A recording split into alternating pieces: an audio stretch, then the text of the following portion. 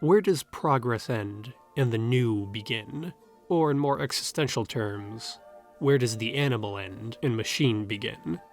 In the 1960s and 1970s, German progressive rock music was obsessed with these questions. So obsessed it is often regarded to have diverged into its own genre, Kosmische Musik, cosmic music, or just Krautrock to English speakers. The insular and definitely existential nature of German progressive rock differentiated it from American and British prog rock. German musicians during the progressive heat of the 70s and 80s sought to surgically remove the blues, jazz, and even in extreme cases, rock aspect from their progressive rock. By the end, it transcended prog rock into a sound form more sterile and more astutely German sounding. The machine of this transcendence, besides psychedelics, was the synthesizer. It turned man into the cosmic machine. While Krautrock is an unwieldy and not very useful umbrella term in itself, it does contain the depth of German musical experimentation during this period. Whatever form German progressive rock took in Krautrock, it was both anti-human and embodied in humanity. The synthesizer could be foreign yet familiar, but not fully prog rock. Those definitively German groups like Kraftwerk, Tangerine Dream, and Popol Vuh. By the early 1980s though, the cosmic was declining into the Aquarian. More commercial, maybe more down-to-earth, but still obsessed with the synthesizer. Krautrock was now an influence flooding into ambient, industrial, and the often bemoaned, poorly defined, New Age genres. There is a sort of stigma associated with New Age music and New Age genres. It is a largely useless stigma because New Age is probably a too inclusive genre. It is notoriously treated as the miscellaneous section or a place for crystal shop ambience. New Age, though, is a clear descendant of the German cosmic music, if a distant descendant with relations to both world and classical music. The slippery nature of the label New Age is best embodied in the German duo Michael Holm and Kristian Schultze's pet project, Cusco. Cusco was formed when the German cosmic music was ossifying into the New Age. Cusco was far from a purely commercial project, though. It was formed when both Holm and Schultze stepped away from far more lucrative positions in the European music world. They united to form a flute-based German progressive rock band based on classical compositions that had an unquenchable fascination with the synthesizer. The band's concept is as unique as it sounds. Now, let the journey to Cusco commence.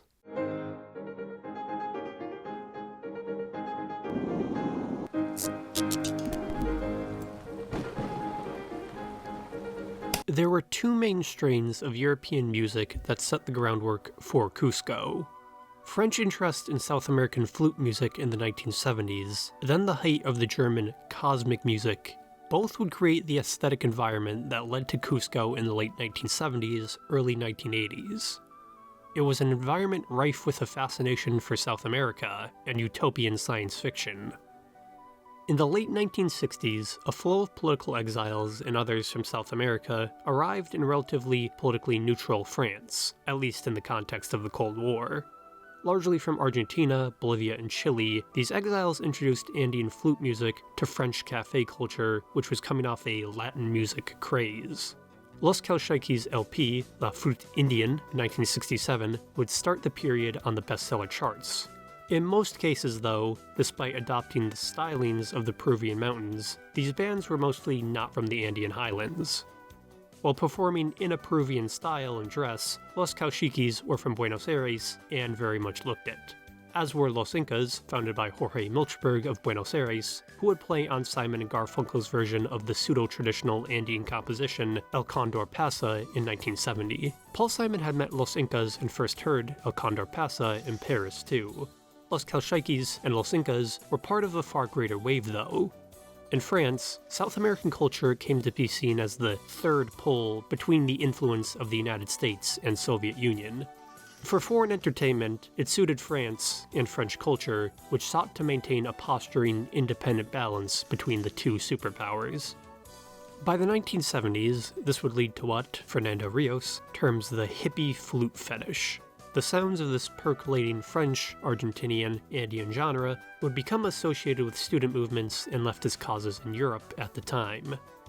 Images such as the herders' chujillo and Andean panpipes would become images of leftist or green causes in Europe, though usually only identified with the Third World. Before, panpipes were nowhere near as identified with Andean or South American music in public imagination. By way of these European student movements, hippies would import, or re-import, the panpipes into the USA, but replace the Andean trappings with the stylings of North American native cultures. Thus, panpipes acquired a uniquely worldly image by the blowout of the 1980s. Across the Rhine in Germany, the parallel movement of cosmic music was in motion. As opposed to the La Flute Indienne craze, cosmic music sought transcendence in synthesizers, like the Moog, instead of panpipes. The term Krautrock was coined by the British music press in an effort to have a simple term to refer to the German musical experimentation of the late 1960s and early 1970s.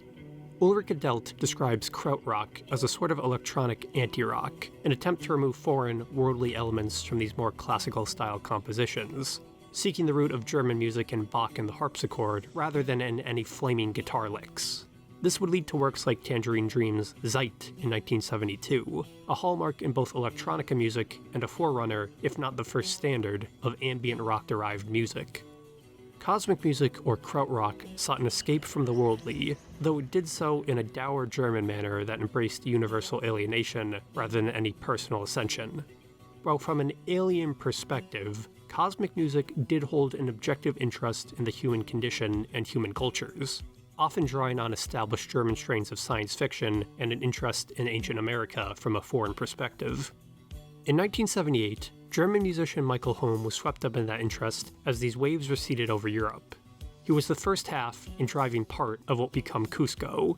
It was an unexpected twist in both Holm's style and career in Schlager music, or accessible German pop, a background of smooth production style which Cusco would inherit in the studio.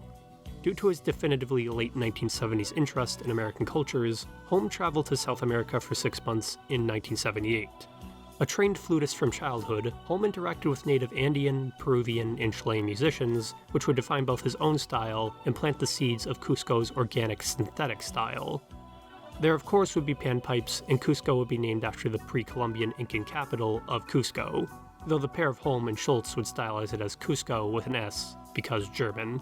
Holm would go on to say about Cusco's conceptual-inceptional relationship with South America, "The people treated us in such a friendly, warm way that I believe that the feeling of warmth in the music by Cusco is a reflection of the great friendship and the good heart these people welcomed us with."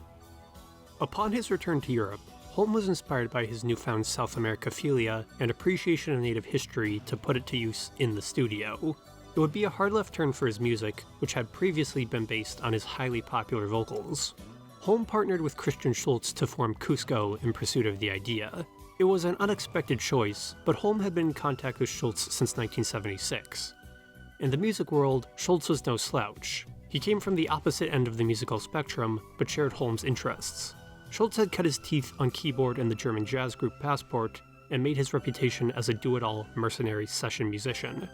Their relationship was not as outlandish as it seems. Disco-esque crooning pop meets jazz fusion keyboards, united in interest towards the synthesizer and distant locales.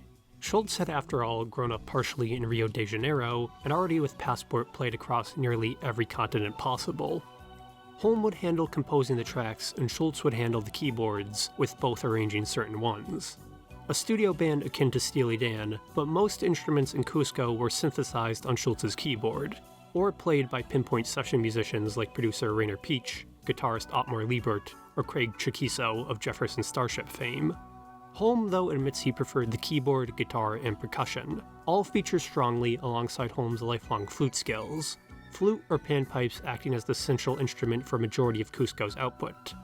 Funnily enough, despite Holm being a vocalist by career, very few Cusco songs have any vocals, though, in a flourish to world music occasionally, foreign choirs do feature, but are essentially another instrument in context of each song. All of this would lead to a long 22-album career, but Holm and Schultze did not find an easy start. Calling Cusco New Age was a rather retroactive move once Cusco achieved a following in the United States.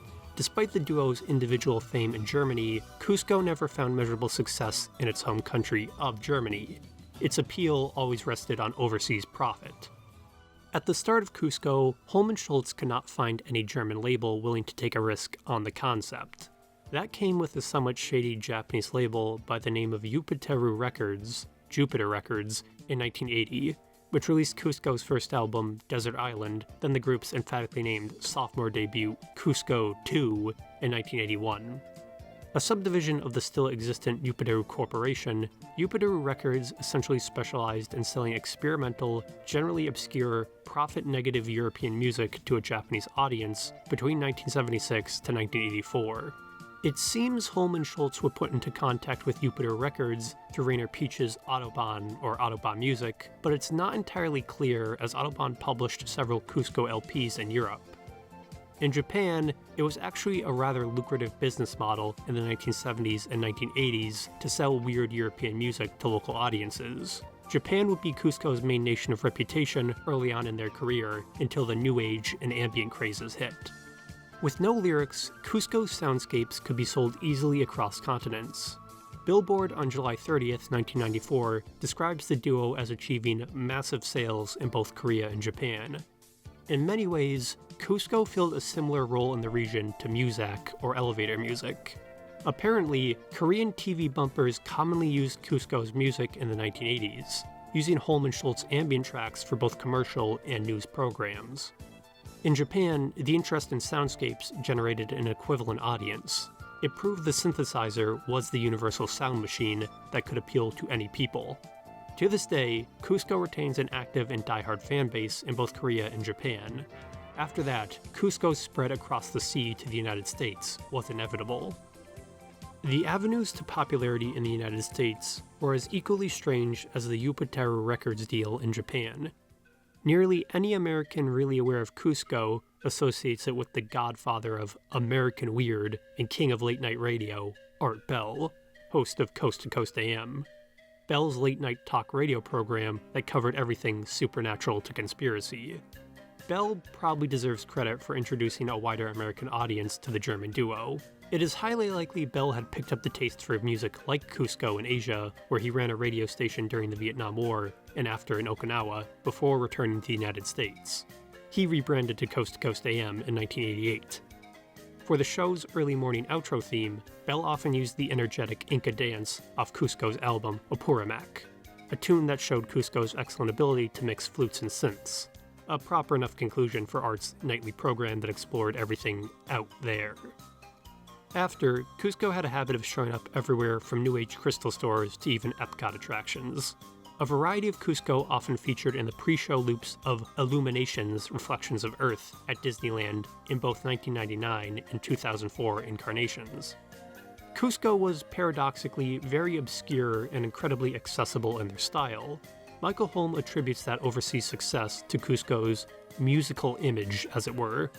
Cusco is a storyteller, only we paint the pictures with sound and melodies. Whether it's lions roaming the Serengeti plain or an Aztec temple, that image is what brings the music to life.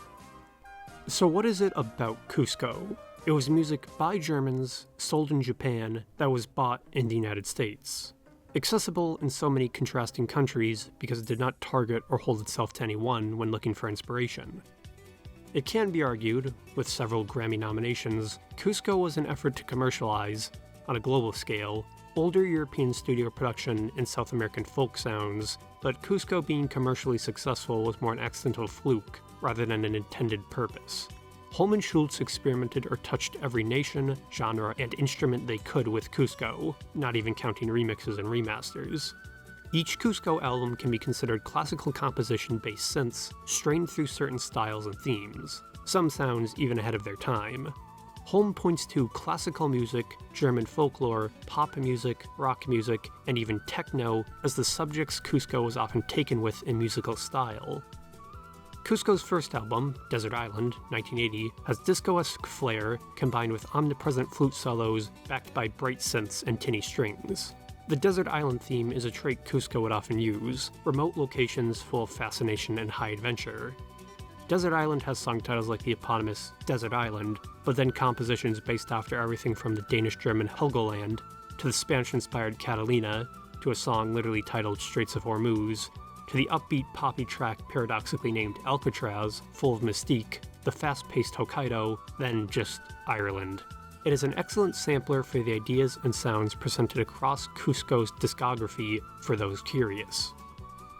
To see Cusco's more prog rock sensibility, their fourth album, Planet Voyage, 1983, is guitar-based. The name and structure is probably a partial reference to Gustav Holst's The Planets orchestral suite, each cosmic-themed track sharing symbolic sound with its namesake. Milky Way is reflective and relaxing, Andromeda alien and somewhat sparse, focusing on percussion. Venus makes use of romantic alluring synths with some light humming, the rare Cusco vocals are present here, until the guitar kicks in. Then Mars is foreboding and full of war, bordering on the sound of the French band Magma. Leo is a personal favorite though. It is a progressive folk rock track composed around Holm's dancing flute, with a breakdown that sounds like Stuart Copeland's work on the Spyro OST. Planet Voyage is Cusco's most straightforward and accessible work, but it's not watered down in any form. For Cusco at their most new age though, see Ring der Delphin, 1990, or re-recorded as Ring of the Dolphin in 1996. Here's what the description reads. Based on their own storybook of mythical tales, Ring of the Dolphin captures the true essence of a bardic adventure, enchanting melodies intermingled with the opulent sounds of medieval and Renaissance instruments. Cusco takes us on a timeless quest to reveal humanity's long-forgotten relationship with the dolphin. It's just not New Age without some dolphins in it. Then there is Cusco's concept work, which is a bit denser and higher concept. 1986's Concierto de Aranjuez is Cusco's rendition of several classical compositions on studio synthesizer. It is named after Joaquin Rodrigo's composition Concierto de Aranjuez, which features as the opening track, but there are others alongside it, including an almost chiptune take on Ave Maria and a pretty unique version of the Peer Gynt suite that foreshadowed internet remakes of classical concertos. Peer Gynt is that one stock song with the flutes used in cartoons when characters wake up. The album closes with Mozart because, of course, it has to close with some Mozart. The highly synthetic album was an interesting experimental concept at release, but internet music seems to have vindicated its existence more than anything. Those not interested in classical or weird German experimentation may want to skip it though. Those interested in the historical appreciation of Cusco will probably be attracted to their later albums, such as Ancient Journeys, A Vision of the New World from 2000. Basically an ode to the trade, war, and journeys across the vast horizons of Eurasia that led to the New World. It's rather genre-bending, with some sites listing it as electronica, folk, world, and country. Subjects include Vasco da Gama, the Tigris and Euphrates rivers, Greek Byzantium, Marco Polo, and Kubla Khan. Respectable for having a track titled Horsemen of Bulgar alone. Anyone who likes video game OSTs will probably like it. Though, it should be noted, flutes take a backseat on Ancient Journeys, so it veers towards highly textured ambient music with great drums. No reminiscence of Holm and Schultze's work as Cusco would be complete without mentioning their hit Apurimac trilogy, each album in the trilogy being inspired by individual Native American cultures and regions. Synthesized pan flutes remain a core part of Cusco's musical identity with the Apurimac trilogy. Anyone familiar with Cusco will be familiar with the tracks Flute Battle, which was Cusco's hit American LP, and Inca Dance from Apurimac. While the trilogy sold millions for Cusco, it had to overcome the market stigma which colored Cusco's early career. The first album was written in 1984, released in Asia at least in 1985, but not released worldwide until 1988. Apurimac actually means something like Whispers of the Gods in Quechua. The Apurimac album was actually the album truest to the name Cusco because it made use of Incan Peruvian instrumentation in a European studio style. This was followed by an Aztec Mind style for Apurimac II, Return to Ancient America, and the Plains Tribes for Apurimac III, Nature, Spirit, Pride. All three being themed after South, Meso, and North American cultures respectively. Each reached top 10 in the charts for New Age, and the song Montezuma was used for a Bud Ice commercial, appropriate enough for Cusco. Across 22 albums, Cusco created a multitude of images to explore. Journeying through Cusco, one will find their work sounds like a lot of other things, totally embracing the anxiety of influence. Holm finalized the band's artistic goals with this statement: We intend to improve ourselves by creating romantic melodies and warm sounds that constitute acoustic brushstrokes to paint images. After 2003, Cusco was essentially retired as a project by both Holm and Schultze. There was no great drama or breakup. After 24 years, it was likely both had simply reached the limits of what they could do with Cusco as an idea. Still, the band's last full-fledged album, Inner Journeys, Myth plus Legends, 2003, is full of new sounds, mystique, and toys with Greek mythology. A mythological album is an appropriate enough send-off for the Odyssey of Cusco, such as concluding with the sea god Poseidon. With Inner Journeys, Cusco was officially retired, and with Kristian Schultze's unfortunate passing in 2011, Cusco is unlikely to return and will never again return in full. It is not gone, though. While moved on to other successes, Michael Holm's website still maintains a full, in-depth, in German, section dedicated to the odd little fantasy of Cusco. So the spirit of Cusco is not defunct. A good amount of Cusco's albums have been remastered by Bass Wolf. Some prefer the original recordings, but the sharpness of Cusco's sound cannot be denied. No idea who or what Bass Wolf actually is, though, but thanks. Nor is Bass Wolf alone in the effort of keeping that memory alive. There's a plethora of remixes, remasters, and fan music videos dedicated to almost every Cusco song on the internet. Entire channels with entire unique archives in English, Korean, and Japanese, with comments in German, Spanish, English, Japanese, and Korean, along with many other languages. There's few other videos that can match the amount of nations and peoples represented in the comments under Cusco's songs. Many are still active to this day. Check out channels like Cusco Music Fans and Global Music Fans, which upload fan music videos and remixes of Cusco. It's a tiny, welcoming internet space full of the vitality only Cusco could bring in their music. Now, this is probably the highest peak. The path has gone from the cosmic to the human to the distant horizons. It's time to go explore Cusco yourself, from the mystic island to the water stories to even the myths and legends. It's good to satiate the fantasy of adventure every once in a while.